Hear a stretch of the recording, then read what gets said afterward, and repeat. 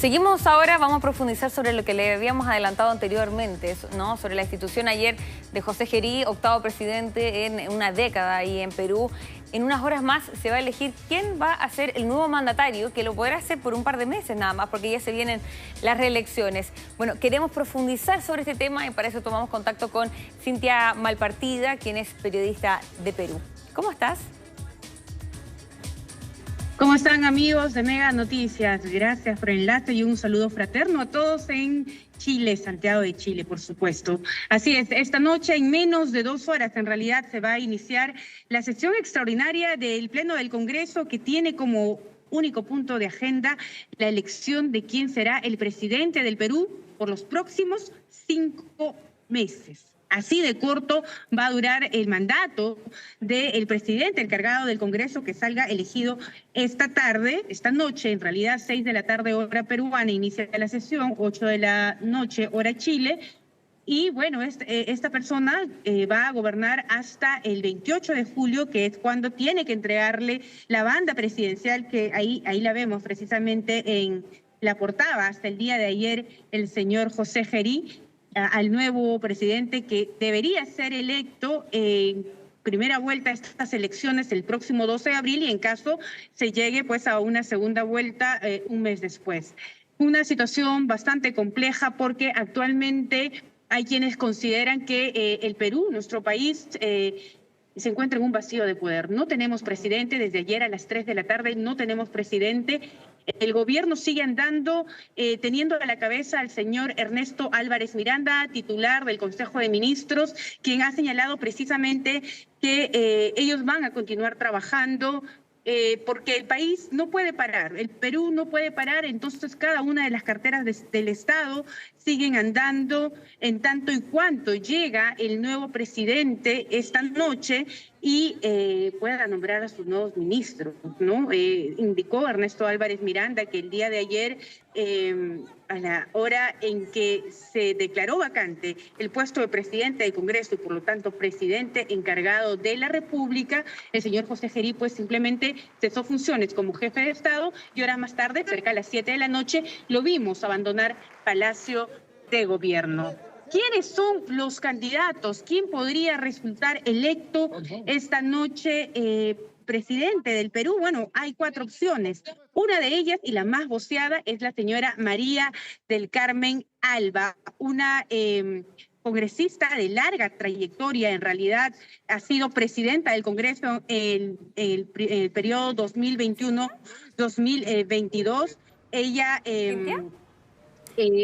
sí. Sí, perdón, es que 2021-2022. Sí, quiero aprovechar que estás mencionando, ¿no? ¿Quiénes son los candidatos? Tenemos una gráfica también, así quizás lo podemos desplegar también para ir mostrando. Pero antes de eso, antes de ir desglosando cada uno de los candidatos, no, es la otra gráfica que aparecen los 4 candidatos. Esto es... ellos mismos se postularon, ¿quiénes los postulan? ¿Cómo funciona en primer lugar ese mecanismo que tenían hasta ayer, ¿no? Para presentar los candidatos. Sí, de hecho, el día de ayer hasta las 6 de la tarde, las diversas bancadas parlamentarias presentaron a sus candidatos, ¿no? Fueron 4, en realidad. Uno de ellos, el señor Héctor Acuña, que es hermano de César Acuña, que actualmente está candidateando a presidente de la República, un político muy conocido con una fuerza importante en el norte.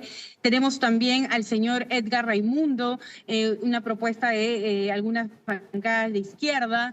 Está el señor José María Balcázar, que viene desde la región de Lambayeque, que es una propuesta del Partido Perú Libre, que tiene mucha fuerza también en el legislativo, y la señora María del Carmen Alba, una política mujer de larga trayectoria, en realidad, que ya ha ejercido, reiteramos, el puesto de presidenta del Congreso en el primer periodo parlamentario. Entre el 2021 apenas inició el gobierno Pedro Castillo y bueno, también este Congreso cuyo mandato dura 5 años, ella fue la primera presidenta del Congreso entre el 2021 y 2025. entre el 2021 y el 2025, entre 2021 y 2022 ella fue presidenta del Congreso. Entonces tiene bastante experiencia, siempre ha estado a cargo, ha presidido comisiones como por ejemplo la Comisión de Relaciones Exteriores. Entonces, al parecer las fuerzas políticas se han unido y el consenso estaría hacia ella, María del Carmen Alba, pero el Perú es el Perú y finalmente cualquier cosa puede pasar hoy a partir de las 6 de la tarde, hora peruana, y 8 de la noche, hora chilena. No. Demostrarlo. Sí, Cintia, bueno, de hecho acá tenemos una gráfica de justamente lo que acabas de estar explicando, ¿no? De los 4 candidatos y nos estabas explicando cada uno de ellos. Ahora, ¿cuál es el que suena con más fuerza a esta hora? María del Carmen Alba, precisamente. María del Carmen Alba. Sí, María del Carmen Alba, todo apunta a que ella sería, digamos, la candidata del consenso entre las diversas fuerzas parlamentarias, pero reiteramos también, José María Balcázar, el señor Balcázar también está sumando fuerzas. En estos momentos las bancadas parlamentarias están negociando. Y cada uno, por supuesto, lo que busca es que su candidato sea, pues, quien alcance la presidencia por estos 5 meses, ¿no? Estamos hablando de que sería un gobierno de transición que además tiene que llevar a cabo las elecciones, y para eso es importante porque el Ejecutivo tiene que brindar, digamos, la seguridad necesaria para que en los comicios electorales generales, donde se va a elegir al nuevo presidente, que con el favor de Dios tendría que alcanzar 5 años, y también a los congresistas de la Cámara de Diputados y Senadores, se desarrolle con total normalidad. Y digo con el favor de Dios, y precisamente a partir de la gráfica que tú mostrabas, Sabrina, porque el Perú va teniendo 8 presidentes en 10 años. Esto es una cosa increíble, pero es lo que ha ocurrido. El último presidente que cumplió su mandato constitucional completo fue el señor Ollanta Humala, y esto ocurrió en el año 2016. De ahí en adelante, los presidentes o han tenido que renunciar, como fue el caso del señor Pedro Pablo Kuczynski, o han sido vacados por el Congreso. Se ha vacado a ¿cuántos presidentes? A Martín Vizcarra, se ha vacado a Pedro Castillo y a Dina Boluarte. Claro. En tanto, el Congreso ha censurado a Manuel Merino de Lama, que duró 5 días en el cargo, y recientemente a José Gerí. Entonces, estamos hablando de una inestabilidad política bastante clara en el Perú, que sin embargo, y felizmente, no se ve o no se ha visto reflejada de manera, digamos, muy fuerte en el sistema económico, porque el sol se mantiene como una moneda sólida, hay un crecimiento económico lento y pequeño, pero constante. Entonces, de alguna manera, el Perú ha sabido salir y continuar, digamos, con su destino al menos económico, pese a toda esta inestabilidad.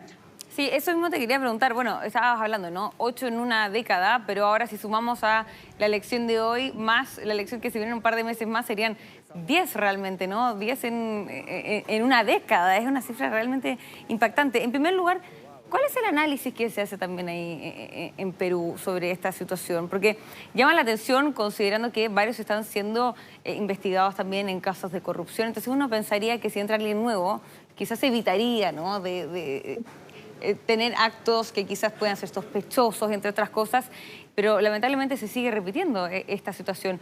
¿Cómo se entiende? ¿Cuál es el análisis que se hace ahí? En realidad, esto se da a partir de, digamos, un evidente desequilibrio de poderes, en el cual el Congreso de la República ahora tiene o hace uso de las facultades de control político, que en realidad siempre las ha tenido, pero que está, digamos, utilizando recién a partir del año 2016, que fue cuando se intentó vacar a Pedro Pablo Kuczynski. Antes de Pedro Pablo Kuczynski nunca se había hablado de la figura de vacancia presidencial desde que se recuperó la democracia, desde el año 2001, en el que Alberto Fujimori deja el gobierno del Perú, ¿no? desde ese momento hasta el año 2016 nunca se hablaba de vacancia presidencial. Y bueno, hay un artículo de la Constitución peruana que precisamente permite esto, lo que se llama la vacancia por incapacidad moral, que lo ha dicho el Tribunal Constitucional, puede ser en realidad cualquier cosa puede ser considerada vacancia por incapacidad moral, y lo digo porque, por ejemplo, se ha intentado vacar a Pedro Pablo Kuczynski por, digamos, brindar consultorías relacionadas a la empresa Odebrecht. Esto fue el motivo por el cual se presentó su moción de vacancia en el año 2016. Él no es vacado, él renuncia antes. Se vacó a Vizcarra por un escándalo con las vacunas, se vacó a Dina Boluarte recientemente por considerarla incapaz de luchar contra la inseguridad ciudadana, contra la ola de criminalidad, a Pedro Castillo por intentar dar el golpe, y todo bajo la misma figura, la figura de incapacidad moral, vacancia por incapacidad moral. Entonces, es esta herramienta de control político que ejerce el legislativo el que ha terminado haciendo pues bastante vulnerable a los presidentes, y por eso te decía, nosotros vamos a elegir un nuevo presidente ahora en abril próximo, y si es que hay una segunda vuelta en mayo próximo, pero vamos a ver cuánto dura también esta persona en el cargo, porque finalmente, si esta persona tiene alguna investigación, como fue el caso de los anteriores presidentes, o algún hecho que pueda resultar escandaloso, como es el caso de José Gería, quien se lo vio reunido con empresarios chinos y quien además